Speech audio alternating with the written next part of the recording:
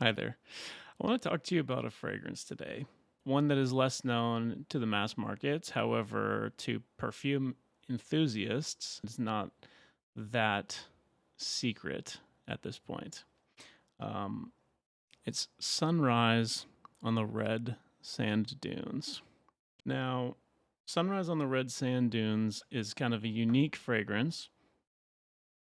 It sort of has some niche characteristics in terms of the characteristic of the aroma profile.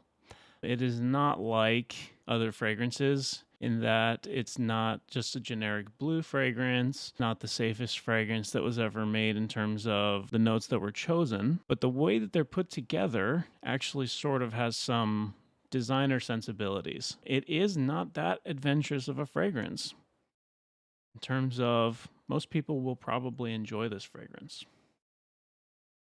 I'm going to do a couple sprays here. Immediately, you're met with, if I was going to describe it in color, sort of yellows and oranges, and it does kind of evoke the sense of a sunrise. It has a very nice profile. It's very enjoyable, not too challenging, but it is interesting. It doesn't exactly play by all of the normal rules. Sunrise on the Red Sand Dunes is not challenging in the way that some niche fragrances are. But it is different. It is unique. Sunrise on the Red Sand Dunes may be a good bridge for those who are still somewhat new to perfume, who may not feel confident jumping into some of the more challenging fragrances that exist. However, maybe they've smelled enough blues and maybe they've smelled enough greens and they're ready to try something a little different. Sunrise on the Red Sand Dunes will absolutely deliver in that category. It is a different kind of fragrance. As far as the scent profile is concerned, you're going to notice the citrus immediately. It doesn't come across as a juicy orange or just fruit. It has notes of fruit, it has notes of orange, but it doesn't come across as directly like a fruit that you would eat. It comes across more in the sense of an orange tree. You're getting notes of floral. You might be smelling the leaves. You are getting the smell of fruit. I would say it almost leans on the floral side of what the fruit tree has to offer. Almost like neroli, but more on the side of petit grain or orange blossom absolute. And these notes are very pleasant. When you're smelling this fragrance, the orange notes are some of the most easy to access parts of this fragrance. These are parts of the fragrance that really chain it down and make it very accessible, sort of help it be less challenging. There's sort of a fruit and a white floral accord. And I'm not sure if it's coming in the form of petit grain or if it's coming in the form of orange blossom absolute. I have some petit grain essential oil here.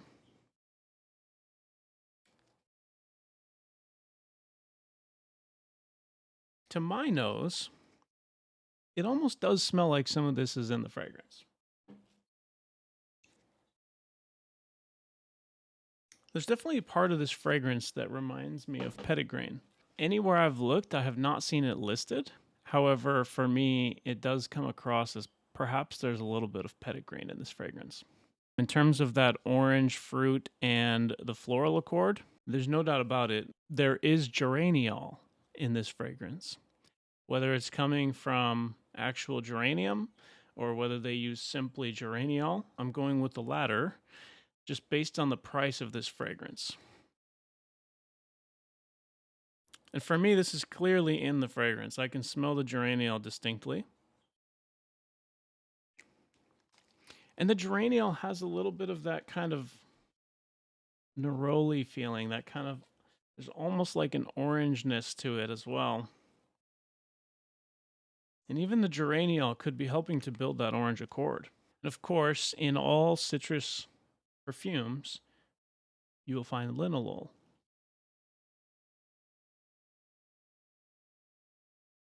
And the linalool comes through fairly distinctly in this fragrance.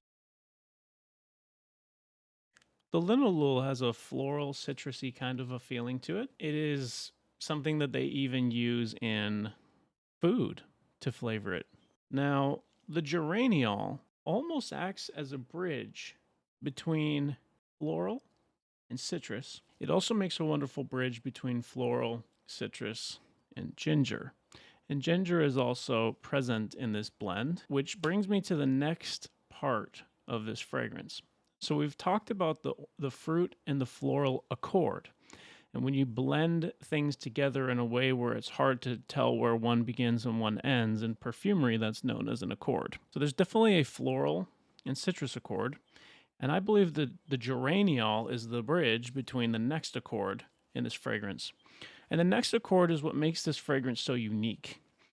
And that accord is the ginger and cassis. In perfumery, cassis is basically a black currant reconstruction. The goal is to remove this sort of cat urine, unpleasant cat urine note that black currant has. And I have a little vial of black currant absolute here. And we're just going to open it up and have a sniff.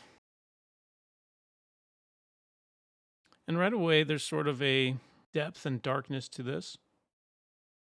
Almost a little bit of a leathery facet. It's a little bit spiced, almost a touch peppery. And underneath all of that, there's a little bit of a berry, kind of a fruit thing going on, like a fig, kind of a dried fruit thing. And this is one single ingredient. There is a bitter note. I'm not sure that I would call it cat urine here, but when you mixed it with other things, it might come across that way. Cassis is going to have more aromatic notes.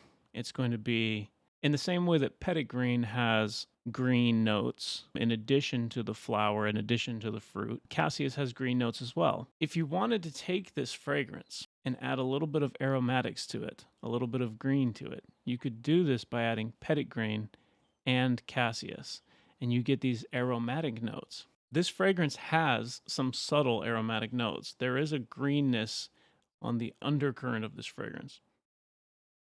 It's not prominent. It's not dominant. But in the same way that adding a little bit of salt to your caramel treat enhances the flavor, makes it more profound, gives it more depth, and just makes it taste better in general, when you have these little notes of aromatics, these little details that don't necessarily seem to fit in with the main theme, they can really enhance the total experience of the fragrance in general. And then another aspect of this fragrance, which is almost undetectable, it's just a tiny whisper in the background, is eugenol. And eugenol actually smells like cloves. It's one of those distinct ingredients that you'll immediately know and recognize as cloves, but you really don't notice it in Sunrise on the Red Sand Dune. It's dosed very low, and whether it's coming in the form of some other material and it just happens to be in there, I can't tell you. But it is listed in the ingredients, so something is bringing eugenol into this fragrance, and it's dosed so lowly that most people will not be able to smell it. And if you asked me to pick it out, I probably could not have done that. On the more spiced end of things, you have the eugenol, but you also have coumarin. And this fragrance definitely has coumarin. You can smell it. It's very sweet, almost a little bit of a vanilla kind of a thing, but it's not like exactly like vanilla. Almost kind of a sweet vanilla and a little bit of hay. These are the ways that people try to explain it, but it's derivative of tonka beans. There's a kind of granular creaminess to coumarin, which is very nice. It adds some nice dimensionality to this fragrance. And it sort of fits with this warm evening sunset feeling, where you might be on a sand dune, or perhaps you're even near the safari. It's this warm evening, orange, a little bit of ozonic quality from the drying of the leaves during the day, a little bit of the hay feeling, maybe coming from the coumarin, coming from the ground up to your nose. The ozonic coming down from the trees, the hay coming up from the ground. A little bit dusty, although this doesn't smell like dust. There's no like patchouli note going on here, nothing like that. But just kind of a dusty, whimsical evening. Warm, dry. I guess sandy is a more accurate word to the name, but sand is not the word that comes to mind in terms of the actual aroma profile. And there's definitely ozonic qualities to this fragrance. There's no ingredient listed that would suggest it should have too much ozonic quality, other than the fact that there are some terpenoids, and terpenoids are typically kind of ozonic in nature. But these are the major things that stick out to me in this fragrance. And so I thought it might be fun, given that I have so many of these products, which make up this fragrance here, if I just put a couple of them on a test strip and then saw how close it was. So let's try that now.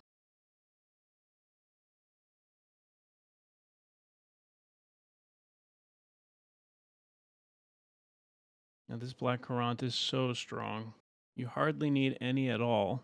Just a tiny little dab will go a very long way. Let's get this closed up and we'll put this on the strip.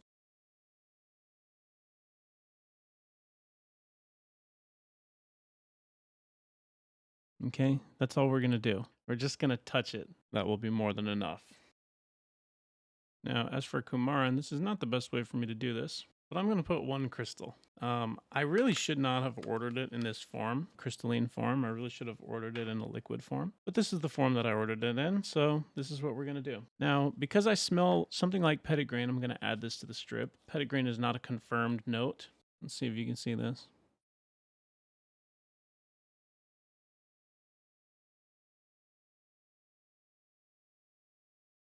One drop. And I'm just gonna mix this directly on the strip. I'm mixing up the black currant, the coumarin, and the petitgrain. Now remember, I'm using black currant. The actual formula calls for Cassis, which I do not have. That may create an unnecessary darkness in the formula, and we're just going to be okay with that. We just know that that's a possibility. Now we're going to add the geraniol. Again, we're doing one drop. And then we're going to mix right on the strip again. This is kind of a crazy idea I had. There are no perfumers who do this, and this is not a legitimate strategy to creating a perfume, nor is it a legitimate strategy to sampling one. You will never see anyone else do this, likely, in your entire life studying this subject. This is purely for fun. I just want to do this on camera with you and see what happens. So now that we have the geraniol, the coumarin, and the petitgrain, let's just see how close it is already at this point.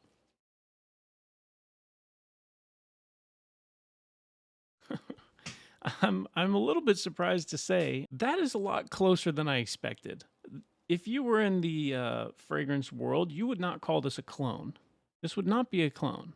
Because of the black currant absolute being so strong, this came out a lot more leathery and a lot darker and a lot earthier than Sunrise on the Red Sand Dune. And it makes me wonder, how would it have been if we had Cassis instead of black currant? But these are similar. There's a major similarity between these two. And it's amazing how close you can get to something like this with just 3 ingredients. Of course, I didn't measure out any amounts. I didn't balance any quantities. I just dumped 4 ingredients onto a test strip. The magic of perfumery is that these ingredients are so powerful. There are some musks in this fragrance that I don't know what they are. Perhaps there's some Isui Super, which might be giving it some woody or dry feeling, but Isui Super might also bring it a little bit towards the direction of a blue fragrance. It has good support for florals. It's not out of the question that they use some amount of Isui Super. A lot of men's fragrances do. I also think it's highly possible that there might be some amberwood in this fragrance. Amberwood has a very dry kind of a woody feeling. It hangs a little bit more towards the bottom than the rest of this fragrance, which would be nice. By itself, it has a sort of mildly chemically feeling, but there's a little bit of this kind of, a little bit of a crisp green note down the center. It wouldn't be obvious, but it would kind of be at home in this fragrance in terms of that little green undercurrent that I was talking about. And there are a whole host of musks, many of which I don't have, so I can't tell you whether or not they're in this fragrance. But I do believe that there are modern musks in this fragrance, which are sitting sort of in the top note range, and I just don't have them, so I can't tell you if they're in it or not. Turned out with something a lot rougher around the edges, but there are definitely some similarities in this combination to the original, and it has me wanting to try experimenting with black currant and orange and petitgrain in the future. Definitely enjoyed myself. I definitely enjoyed putting together those ingredients and breaking down some of those core elements of what this fragrance is. Would I recommend this fragrance? Absolutely. This is one of the best ZARA releases of all time. This fragrance is so good. Nobody's going to be mad that they have it in their collection. It actually does last. You may have to reapply it. I get like 4 to 6 hours, something like that. But it's pleasant the whole way through. I don't ever lose the enjoyment of the fragrance while I'm wearing it. I do get compliments with this fragrance. It's not a compliment beast. It's not going to compete with Dior Sauvage. It's not going to compete with Club de Nuit. It's not intended to.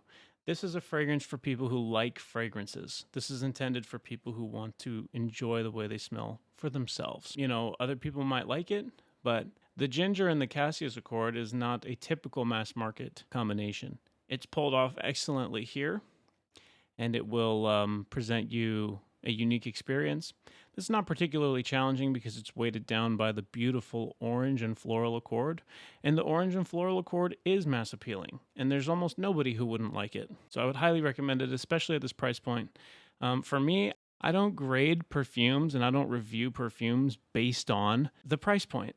I don't adjust my score down if it's expensive and it disappoints me, and I don't adjust my score up if it's cheap and it didn't meet my expectation, and it didn't measure up to another fragrance. Who cares about how much you paid for it?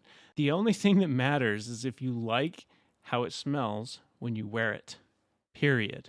Forget all the other crap. Don't worry about the price point. Don't worry about anything else. Do you like it when you're wearing it?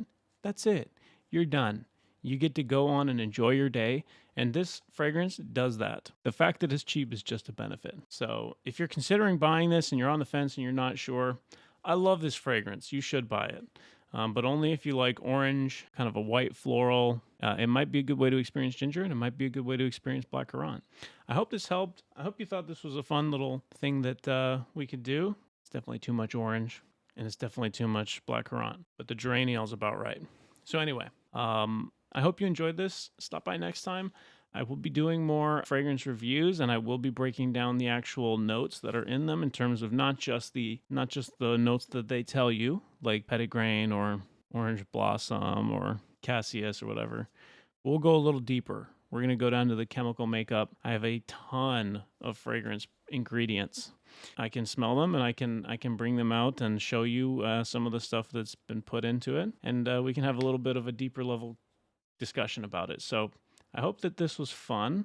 Thanks for watching. Please subscribe if you like this kind of content, and I'll see you next time. Have a great day. Bye-bye.